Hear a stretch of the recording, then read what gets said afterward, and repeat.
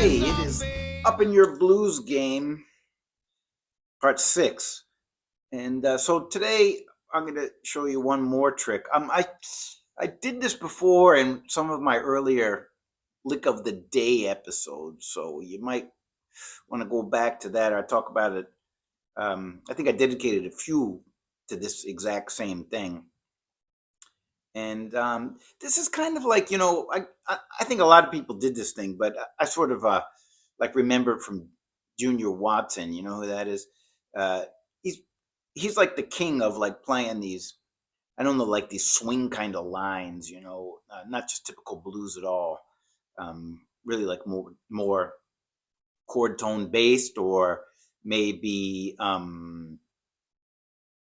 like jazz sort of lines. Okay, so this is kind of comes in handy too. All right, and it's a good way of outlining the chord. So here we go. Now there's different ways to play it. I'm not saying my way is the only way, but it's an okay way to do it. Okay, so look, I'm gonna go. Remember, we're in an A blues, right? I'm gonna go like this.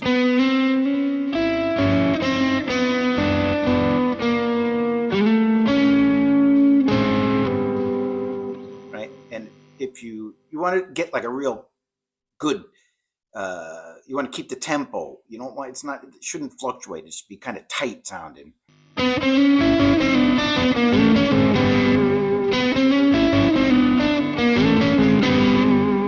And then I'm going to move over here for the D chord, right?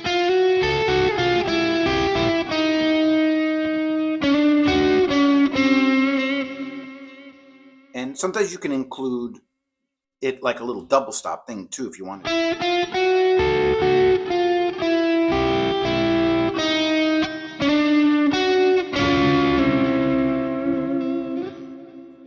And now, when we get to the 5 chord, remember you only have one bar of each, the 4 and the 5, the 5 and the 4 chord there. So I mean, you can either go, or you could go. So it doesn't make a difference. So I mean, for example, I might go.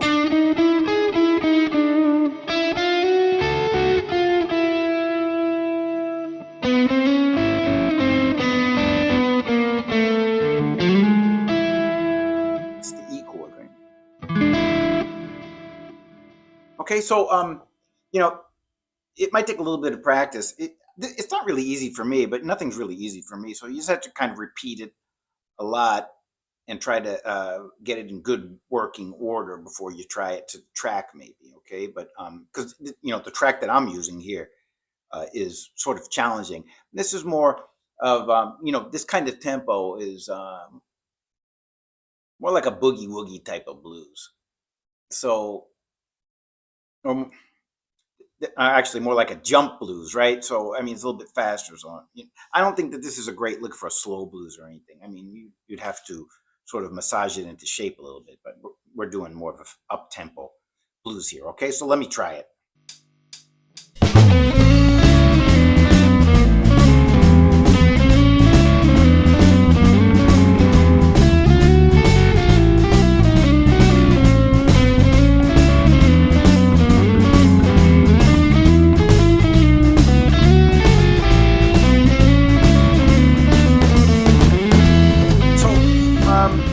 That's kind of hard, right? I mean, it's hard to lock up that rhythm real tight at this tempo, right? So, but sometimes we don't practice like we are in a real musical situation, and that's okay because practicing is like about repetition.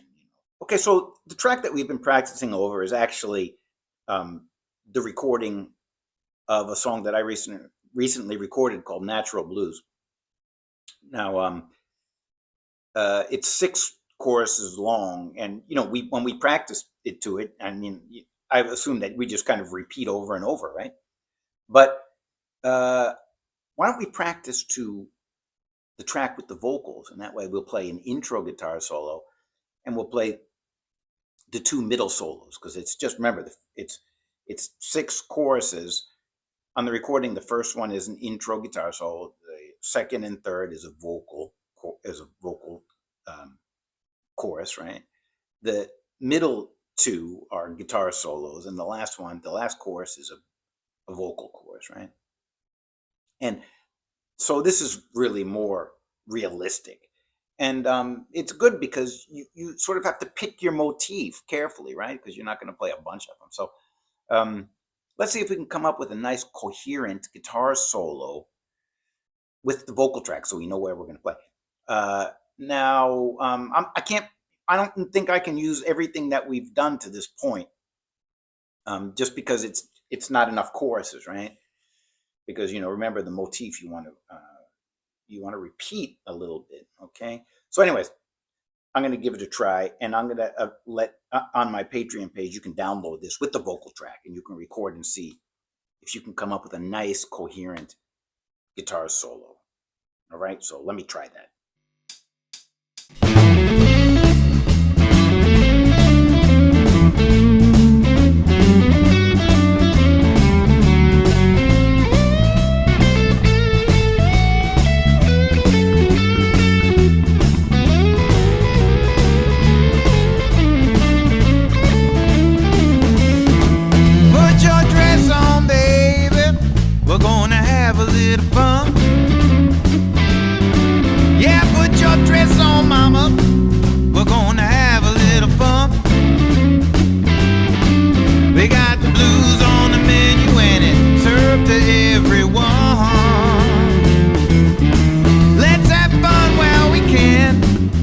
It's a natural thing.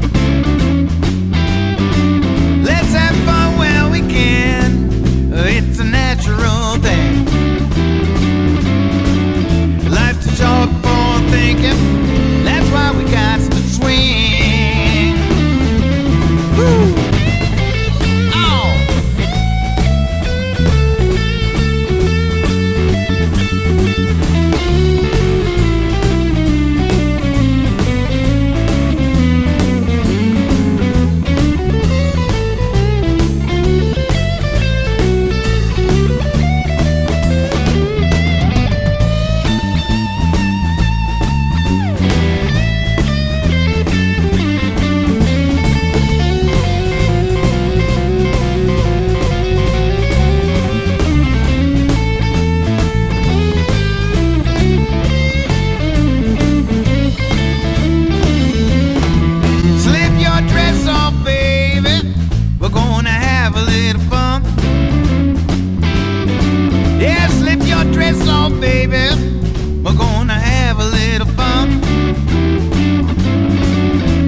The evening's still early, the party's just begun.